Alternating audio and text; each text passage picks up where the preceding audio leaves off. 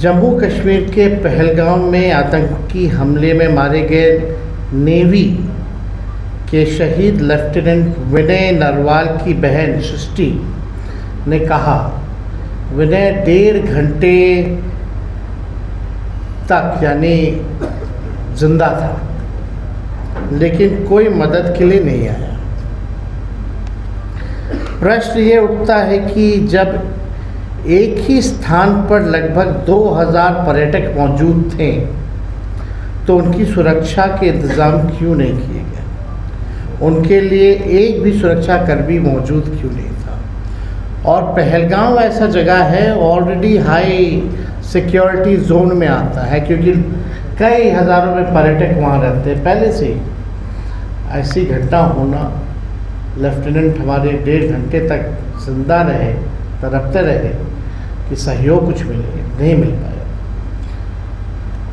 जबकि सरकार को ये पता था कि जम्मू कश्मीर में 2014 से अब तक 3982 आतंकी घटनाएं हुई, जिनमें 413 आम लोगों की हत्या हुई है और 630 सुरक्षा बल के लोग शहीद हुए। इस गंभीर लापरवाही की जिम्मेवारी कौन लेगा? केंद्र सरकार राजनीतिक प्रतिशोध की भावना से तमाम विपक्षी नेताओं के पीछे देश के अधिकांश एजेंसियां लगाती है, लेकिन आतंकियों के पीछे ऐसा क्यों नहीं कर पाती है? हम लोगों के पीछे देश की सब एजेंसियां लगी रहती हैं, लेकिन इनके पीछे कौन सी एजेंसियां लगाई जा रही हैं? अगर ये घटना हो रही है तो आपका इंटेलिजेंस क्या कर रहा है, सर्विलेंस क्या कर रहा है? आजकल टेक्नोलॉजी का ज़माना है, यानी ये इंटेलिजेंस फेलियर रहा, और वो हाई लेवल सिक्योरिटी जोन में ऐसी घटना, और वो जो सड़क है वो कच्चा सड़क है, कई घंटे लगता है ऊपर जाने में, हथियार लेकर के जाना, बल्कि हर जगह चेक पॉइंट्स है, हर जगह आर्मी तैनात रहती है, सेना तैनात रहती है। फिर भी अगर इतनी बड़ी घटना हो जाती है तो किसी ना किसी को जिम्मेवारी लेनी चाहिए। और विपक्षी नेताओं के पीछे आप लगा, ठीक है लगाए, लेकिन आतंकियों को तो रोकिए। पुलवामा कांड जो हुआ था उसकी जांच का क्या हुआ? आप भी जानना चाहते हो, हम भी जानना चाहते हैं। देश का हर एक नागरिक पुलवामा कांड में 200-300 RDX किलो 200-300 किलो RDX कैसे पहुंचा? और अब तक की सबसे बड़ी घटना मानी जाती है जिसमें हमारे कई जवान शहीद हो गए, उसकी जांच का क्या हुआ? देश का हर एक नागरिक, हर एक भारतीय ये जानना चाहता है उस जांच का क्या हुआ, कौन था उसका दोषी, लापरवाही कौन, किसका फेलियर था? आप जानते हैं जम्मू कश्मीर में आतंकियों द्वारा समय समय पर बिहार के अनेक श्रमिक भाइयों की हत्या की गई।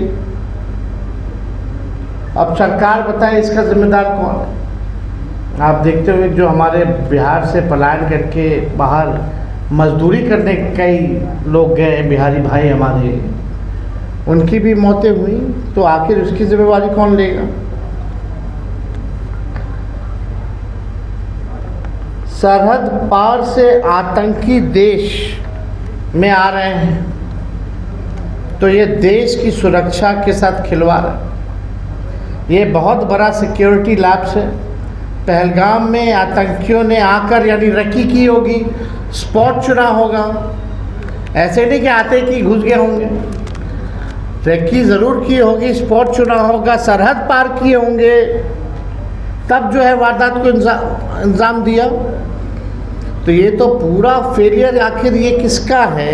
घटना को भी चुनने में प्लानिंग लगती है, तो ये कब से हो रहा था, क्या हो रहा था, ये सरकार को बताना चाहिए। लेकिन इस बीच हमारा इंटेलिजेंस सिस्टम क्या कर रहा था, इसकी जवाबदेही कौन करेगी? भारतीय जनता पार्टी, केंद्र सरकार और गोदी मीडिया के द्वारा आतंकी घटना को सांप्रदायिक रंग देना सरकार की नाकामी का प्रत्यक्ष प्रमाण है। बीजेपी की ऐसी पहल देश, संविधान, लोकतंत्र और मानवता के लिए घातक है। महागठबंधन इसकी निंदा करता है। क्या बिहार सरकार ने कश्मीर में पर्यटन के लिए गए अपने नागरिकों के मदद हेतु कोई हेल्पलाइन नंबर जारी किया है? क्या अपने किसी मंत्री की तैनाती वहाँ की है? बिहार के नागरिकों की सुरक्षित वापसी सुनिश्चित किया है? क्या बिहार सरकार प्रधानमंत्री की रैली में इतनी व्यस्त है कि उसे अपने नागरिकों की सूद लेने का भी समय नहीं है? तो ये जो सवाल जो है, ये हम जानना चाहते हैं बिहार के अचेत मुख्यमंत्री जी से। उनके because he tired and retired अधिकारी जो है बिहार चला रहा है, उनके रिटायर्ड अधिकारी और जो जदयू में जो है, जिनकी मानसिकता भाजपा में है, दिल और दिमाग, वैसे जदयू के टॉप लीडरशिप से भी जानना चाहते हैं कि आपने जो भी बिहारी पर्यटक कभी कश्मीर में हैं, उनकी सुरक्षित वापसी के लिए आपने क्या प्रावधान किया? नागरिकों के लिए क्या किया? कोई हेल्पलाइन नंबर आपने दिया है? किसी मंत्री या रेजिडेंशियल कमिश्नर जो दिल्ली में रहते हैं उसकी ड्यूटी आपने लगाई है? क्या बिहार निवास को भी वहाँ कोऑर्डिनेशन में लगाया गया है? क्या पहल की जा रही है? या पूरा सरकार और इनके अधिकारी, एक एक जिलाधिकारी केवल ऑर्डर निकालने में लगे कि भीड़ कैसे इकट्ठा हो प्रधानमंत्री जी के कार्यक्रम में? प्रधानमंत्री जी आए, बिहार आए, और हमें पूरा विश्वास था कि बिहार तो वो ज़रूर आएंगे क्योंकि चुनावी वर्ष है। कानपुर में भी आज प्रोग्राम था, लेकिन कानपुर का प्रोग्राम रद्द हो गया। वो मधुबनी आए, बिहार आए, मधुबनी आए, क्योंकि बिहार में चुनाव है। अच्छी बात है, आते रहे, लेकिन दुख की बात यह है कि आप मधुबनी वो इलाका है जहां बिहार में सबसे ज़्यादा पिछड़े हैं, गरीब हैं, वहीं से सबसे ज़्यादा पलायन होता है, बेरोजगारी वहीं है और बाढ़ ग्रसित इलाका है। अब तक पिछला कोसी में जो बाढ़ आया था, तो मानना चाहते प्रधानमंत्री एक बार भी झांकने आए या टीम भी भेजी सर्वे के लिए कि कितना वहाँ नुकसान हुआ? कोई स्पेशल पैकेज दिया? बिहार जो है लगभग 76% बिहार का लैंड जो है बाढ़ ग्रसित रहता है, 76%, और ख़ास तौर पे उत्तर बिहार का इलाका। क्या प्रधानमंत्री जी से हम जानना चाहते हैं, क्या ये सच नहीं है कि आपने पिछला बार बिहार को कुछ नहीं दिया, बाढ़ जब आया था तो कोसी में? या एक बार भी 11 साल से जब से प्रधानमंत्री हैं, बाढ़ नियंत्रण के लिए आपने कोई प्रयास किया क्या? हम प्रधानमंत्री जी से ये भी जानना चाहते हैं, गुजरात में भी बाढ़ आया, अब बिहार में 76% रहता है लैंड हमारा ग्रसित रहता है, तो आप गुजरात को बिहार से ज़्यादा दिए कि नहीं दिए बाढ़ राहत के नाम पे? ये मेरा जेन्युइन सवाल है। इस पे प्रधानमंत्री जी ने क्या कहा? और हम लोग विपक्ष के लोग जानना चाहते हैं कि बिहार आए, जिस इलाके आए हैं, मधुबनी, मिथिला, क्यों 11 साल आपके प्रधानमंत्री रहते हुए, अब 20 साल नीतीश जी के मुख्यमंत्री, डबल इंजन सरकार रहते हुए, वो इलाका अब तक इतना गरीब, बेरोजगार और वहाँ सबसे ज़्यादा पलायन क्यों है? एक भी चीनी मिल, जूट मिल आपने खोला हो तो बताओ, कोई कारखाना लगाया हो तो बताओ, कोई फैक्ट्री लगाई, कोई उद्योग लगाया हो तो वो बताए प्रधानमंत्री जी। प्रधानमंत्री जी तो ऐसे है कि शमशान में भी शहनाई बजा दे। जो प्रधानमंत्री जी है हमारे, रोकिए, कहां से ये कौन जिम्मेवारी लेगा? आप भाषण में आप पिछड़ा, दलित, वंचित, शोषित, हर बार शोषित, वंचित, शोषित, वंचित, सामाजिक न्याय की बात कर रहे थे। आपने ये क्यों नहीं बताया कि आप देश में जाति जनगणना क्यों नहीं करा रहे? और जब हम लोग प्रस्ताव लेके प्रधानमंत्री जी से मिलने गए थे तो आपने मना क्यों किया था कि आप नहीं कराइएगा? और जब बिहार के लोगों ने, हम लोगों ने, महागठबंधन की सरकार ने 17 महीने में जाति आधारित गणना कराया, 65% आरक्षण अति पिछड़ा दलित आदिवासियों का बढ़ाया, तो आपने 9वीं अनुसूची में शेड्यूल 9 में हमारा कैबिनेट का सिफारिश को आपने मंजूर क्यों नहीं किया? या जितने राज्य आरक्षण बढ़ा रही हैं पिछड़ों का, अति पिछड़ों का, दलितों का, उन राज्यों को आप शेड्यूल 9 में क्यों नहीं डाल रहे? जैसे तमिलनाडु का है। और आपने 65% आरक्षण को आपने फंसा के रखा है, इसके लिए आपने क्या किया? तो ये बिहार है, इस गंभीर विषय में, गंभीर समय में पूरा देश, हम पूरा विपक्षी दल एकजुट है और हम लोग चाहते हैं कि आतंकवादियों को जवाब मिले। लेकिन जवाब सरकार को भी देना चाहिए, मौजूदा सरकार को, भारत सरकार को बताना चाहिए इतना बड़ा कैसे ये आतंकवादी सफल हो गए इस घटना को अंजाम देने में। या पुलवामा का जांच रिपोर्ट क्या है, कब आएगा, क्यों नहीं बताया जा रहा? और बिहार सरकार से हम जानना चाहते हैं कि आप पूरा समय चुनाव में, चुनाव प्रचार में आप लगाए हो। प्रधानमंत्री जी की रैली में फुर्सत है सबको जाने का, सब केंद्र मंत्री का, लेकिन एक भी केंद्र मंत्री की तैनाती नहीं की गई, एक भी राज्य के मंत्री की तैनाती नहीं की गई कि जो भी हमारे टूरिस्ट जो बिहार के हैं, कश्मीर में, उनको सुरक्षित कैसे वापस लाएं? तो ये गंभीर सवाल है जिस पे आज हम सभी साथी बैठ कर के हम लोगों ने चर्चा की है और अपनी बातों को आप लोगों के समक्ष भी रखा है। और आगे का जो हमारा कार्यक्रम होगा वो भी हम लोगों ने बताया।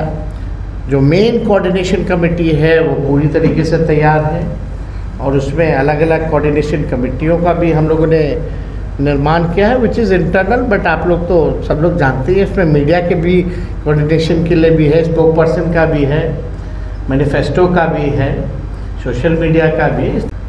देखिए इस पर कोई टिप्पा टिप्पणी, मुख्यमंत्री जी पे कोई टिप्पा टिप्पणी हम नहीं करना चाहते। आप भी स्थिति को जान रहे हैं उनकी, हम भी जान रहे हैं, और बिहार के 13-14 करोड़ भी उनकी स्थिति को जान रहे हैं। उनसे हम सवाल नहीं पूछना चाहते, ना हम उनको कुछ कहना चाहते हैं। बस एक बात ज़रूर है कि उनको स्थिति में देख करके हमको पीड़ा आती है। एक अच्छा,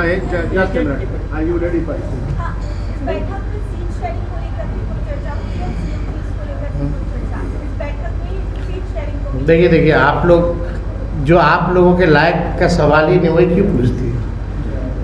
ये हम लोगों का काम है। पब्लिक इस बारे में जानना चाहती है तो एकदम बताएंगे ना, बताएंगे, वक्त में बताएंगे। हाँ, एनडीए पहले एनडीए से पूछिए, एनडीए से पूछिए। और जहाँ तक उन लोगों का खेमा का बात है, तो ये बात तो तय है कि जब तक चुनाव है तब तक मुख्यमंत्री का चेहरा नीतीश जी होंगे और चुनाव के बाद नहीं होंगे। हमारे यहाँ ठीक उल्टा है, हमारे यहाँ जो नाम होगा वही चुनाव के बाद भी होगा। वो पिछली बैठक में स्पष्ट कर दिया गया था। जो होशियार है समझते हैं, जो बेवकूफ़ है वो बेवकूफ़ रहेंगे। अब आप लोग तय कर लो। और पुलवामा में जो अटैक केंद्र सरकार ने कड़े कदम उठाए, उसके बावजूद एक सर्वदलीय बैठक भी बुलाई है। केंद्र की सरकार ने सर्वदलीय बैठक भी बुलाई है। पाकिस्तान के खिलाफ कार्यक्रम में आपको अभी तक ये बात नहीं समझ गया है पत्रकार महोदय, जदयू अब रही नहीं, क्यों बीजेपी हो गई है। अब जदयू कहाँ रहेगी? जदयू अब तो खत्म हो गया भाई। कमेटी का निर्माण हम लोगों ने किया है ताकि बिहार के सवाल को मजबूती के साथ हम विपक्ष के लोग उठाते हैं। तो और कोई अगर कोई सवाल होगा तो आप लोग पूछ सकते हैं। आतंकवादियों को मिट्टी में मिलाएंगे, बिहार की धरती से क्या कहेंगे? वो कह रहे हैं मिट्टी में मिलाएंगे। आपको 2014 से अब तक लगभग 4000 आतंकवादी घटनाएं हुई हैं। 413 आम लोग मरे हैं, 630 जो लोग हमारे सुरक्षा कर्मी हैं वो मरे हैं। क्या हुआ? शहीद हुए। तो आप बताइए कि क्या हुआ है अब तक? क्या आपको पुलवामा में इतनी बड़ी घटना हुई, क्या जांच क्या हो रहा है, नहीं हो रहा, क्या हुआ है, क्या आपको पता नहीं चलना चाहिए? देश के नागरिकों को नहीं पता चलना चाहिए कि किसकी जिम्मेवारी थी वो? एक